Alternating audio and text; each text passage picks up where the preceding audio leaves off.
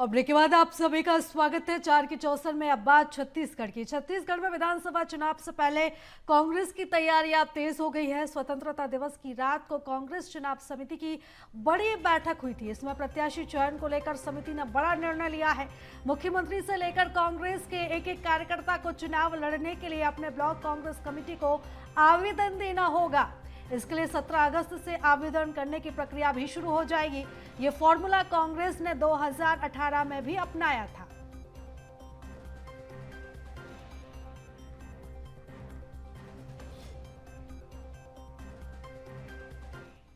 और कांग्रेस के 2018 के फॉर्मूले पर चुनाव लड़ने की बात पर अब पीसीसी चीफ दीपक बैज ने बयान भी दिया है। उन्होंने कहा है कि चुनाव समिति की पहली बैठक हुई है जिसमें तय किया गया है कि 2018 में ब्लॉक में आवेदन दिए थे तो वही रोड मैप भी तैयार किए गए हैं। ब्लॉक को आवेदन करेंगे, जिला कांग्रेस परीक्षण के बाद भेजेंगे।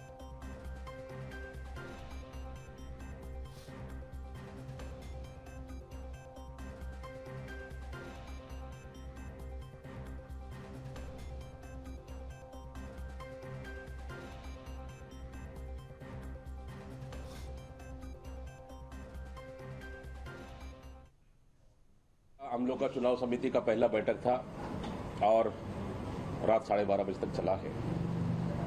तो हम लोगों ने तय कर लिए है कि 2018 में जिस तरह से तत्कालीन मुख्यमंत्री भूपेश बघेल जब अध्यक्ष थे तो उस समय भी हम लोगों ने ब्लॉक में आवेदन किए थे। ब्लॉक के माध्यम से जिला, जिला से माध्यम से प्रदेश को आया था।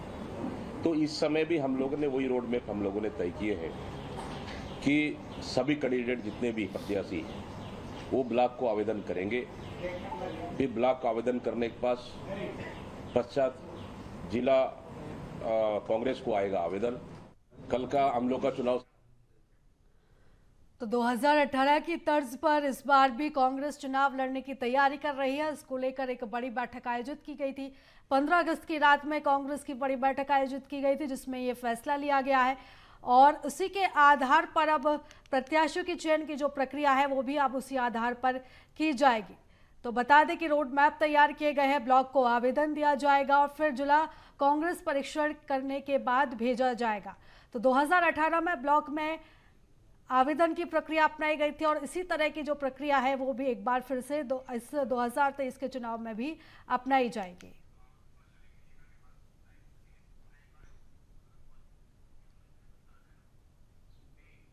और चलो इस खबर पर ज्यादा जानकारी ले लेते हैं। हमारे साथ संवाददाता शिखर देवांगन जुड़ गए हैं। शिखर, विधानसभा 2023 का चुनाव है लेकिन अब जो कांग्रेस 2018 के फॉर्मूले पर ही चुनाव लड़ेगी, यानी अब कांग्रेस भी ये मान रही है कि 2018 में उन्होंने जो भी फॉर्मूले तय किए थे वो कहीं ना कहीं हिट रहे थे।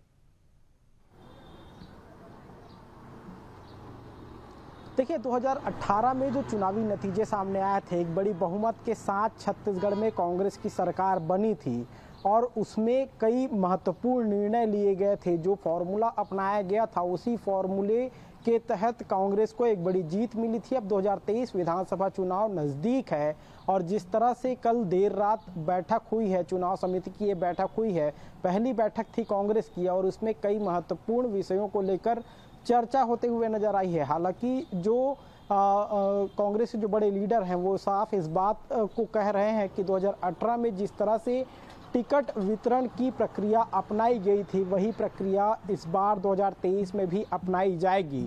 यानी 2018 में जो प्रक्रिया थी, ब्लॉक स्तर पर आपको आवेदन करना पड़ेगा कि आप दावेदारी कर रहे हैं किस विधानसभा क्षेत्र से, उस विधानसभा क्षेत्र के ब्लॉक कांग्रेस कार्यालय में जो है अपना आवेदन देंगे और उसके बाद वो प्रक्रिया आगे बढ़ेगी और ब्लॉक से वो जिला मुख्यालय जाएगी और जिला मुख्यालय से स्क्रूटनी होगा और स्क्रूटनी होने के बाद 5 नामों का पैनल जो प्रदेश कार्यालय है वहाँ पहुँचेगा और वहाँ प्रदेश कार्यालय में विचार विमर्श किए जाएंगे उन तमाम नामों को लेकर और उसके बाद उसे AICC भेज दिया जाएगा। और ठीक यही प्रक्रिया 2023 में भी अपनाती हुई कांग्रेस नजर आ रही है। हालांकि जिस तरह से 2018 में प्रक्रिया अपनाई गई थी उसमें कई जो मतभेद थे वो कम होते हुए नजर आए थे। अब चूंकि 2023 विधानसभा चुनाव नज़दीक है, उस लिहाज से भी अगर बात की जाए तो कई बड़े दावेदार जो है अलग अलग विधानसभा क्षेत्रों में देखने को मिल रहे हैं। कहीं 12 तो कहीं 15 और कहीं 20-20 दावेदार जो है वो निकलकर सामने आ रहे हैं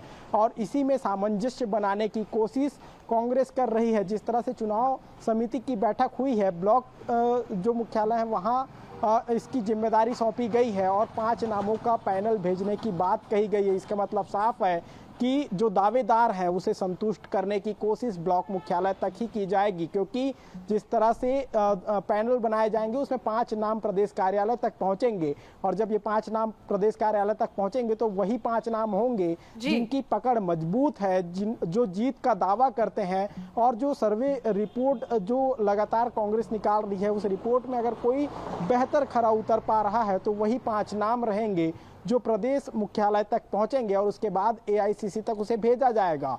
कुल मिलाकर देखा जाए तो इसी प्रक्रिया के तहत कांग्रेस आगे बढ़ रही है और यही प्रक्रिया 2018 में अपनाई गई थी। जी बिल्कुल शिखर, 2018 में ये फॉर्मूला काफी हिट साबित हुआ था और अब देखने वाली बात होगी कि 2023 में ये फॉर्मूला कितना हिट साबित होता है। फिलहाल तमाम जानकारी के लिए, चर्चा के लिए आपका बहुत शुक्रिया।